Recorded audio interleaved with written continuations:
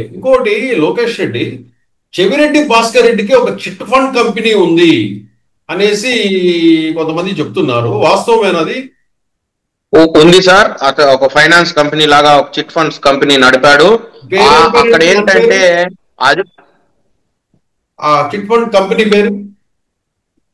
చెప్తాను సార్, నేను అన్ని వివరాలు ఇస్తాను సార్ మీకు. Okay okay. అది కేవీఎస్ ఇన్ఫ్రా అని ఒకటి ఉంది, కేవీఎస్ రియల్ ఎస్టేట్ అని ఉంది. అన్ని కూడా కళ్యాణ వెంకటేశ్వర స్వామి అనే తుమ్మలగుంట్లో ఒక దేవస్థానం ఇతను ఏర్పరచుకున్నాడు అతని గ్రామంలో.